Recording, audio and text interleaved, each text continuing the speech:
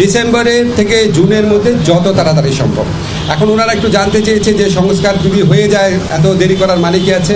আমরা ব্যাখ্যা করে বুঝিয়েছি জুলাই চার্টার প্রণীত হলেও যে প্রয়োজনীয় আইনগত ব্যবস্থা, নীতিগত ব্যবস্থা সেগুলি গ্রহণ করতে মাঝে মাঝে সময় লাগে। যেমন একটা এক্সাম্পল দিয়ে বলেছি যে ডিজিটাল সুরক্ষা আইন, এটা আমরা 23 বার ড্রাফট করেছি বিভিন্ন অংশীজনের মতামত নেওয়ার জন্য এবং বেশ কয়েক মাস সময় লেগেছে। সেজন্য আমরা বলছি আমরা তো পিন পয়েন্ট করতে পারবো না। জুলাই চার্টার পরিণত হওয়ার পরও কোন আইনটা কতদিনে হয়ে যাবে, কারণ আমরা তো অংশীজনের সাথে কথা বলবো, ব্রড কনসালটেশনের ভিত্তিতে করবো।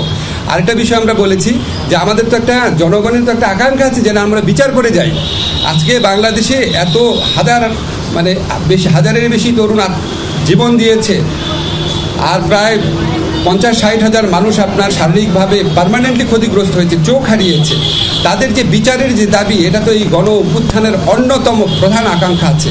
তা আমরা যদি কোনো বিচার না করে যাই, কোনো বিচার না করে আমরা যদি ইলেকশন দিই, আমরা মানুষের কাছে নিজের কাছে জবাব দেবো কীভাবে? ফলে শুধু ইলেকশনটা সংস্কার, ইলেকশনের ব্যাপারটা সংস্কার, বিচার এবং আমাদের সরকারের গৃহীত কিছু পদক্ষেপের উপর নির্ভর করে। এই জন্যই ডিসেম্বর থেকে জুন টাইমলাইনটা